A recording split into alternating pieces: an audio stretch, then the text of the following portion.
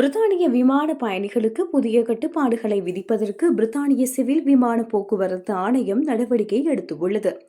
Power bank தொடர்பான தொடர் பிரச்சினைகளை விமான பயணிகள் எதிர்கொள்வதால் சில கட்டுப்பாடுகள் அமுல்படுத்தப்பட உள்ளது. அண்மையில் எகிப்தில் இருந்து லண்டன் நோக்கி சென்ற ஈசிஜெட் விமானம் பயணி ஒருவர் தனது பதிவு செய்யப்பட்ட பெட்டியில் பவர் பேங்கை இயங்கும் நிலையில் வைத்திருந்ததால் நடுவானில் அவசரமாக இத்தாலியின் ரோம் நகருக்கு திருப்பிவிடப்பட்டு தரையிறக்கப்பட்டது.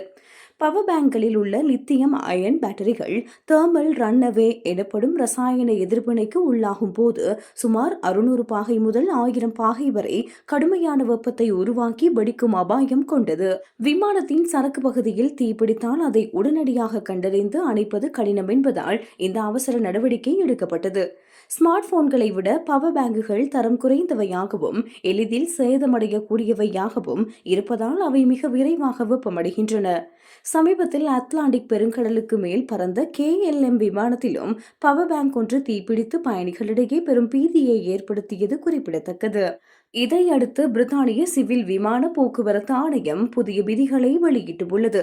அதன்படி பவர் பேங்குகளை பதிவு செய்யும் பெரிய பெட்டிகளில் வைக்கவே கூடாது. அவற்றை கையில் எடுத்து செல்லும் கேபின் பேக்குகளில் மட்டுமே வைக்க வேண்டும். மேலும் விமானத்தில் பயணிக்கும் போது பவர் பேங்கிற்கு சார்ஜ் போடவோ அல்லது பவர் பேங்க் மூலம் மொபைல் உள்ளிட்ட பிற சாதனங்களுக்கு சார்ஜ் செய்யவோ கடுமையான தடை விதிக்கப்பட்டுள்ளது. ஒரு பயணி அதிகபட்சமாக 2 பவர் பேங்குகளை மட்டுமே கொண்டு செல்ல அனுமதிக்கப்படுவர். ஈசிஜெட், ராயன் ஏர், பிரிட்டிஷ் ஏர்வேஸ் போன்ற முக்கிய விமான நிறுவனங்கள் இந்த விதியை தீவிரமாக பின்பற்ற தொடங்கியுள்ளன. பவர் பேங்குகளை மேலுள்ள லாக்கர்களில் வைக்காமல் முன் இருக்கைக்கு அடியில் எளிதில் கண்காணிக்கும்படி வைக்க வேண்டும் எனவும் அறிவுறுத்தப்பட்டுள்ளது.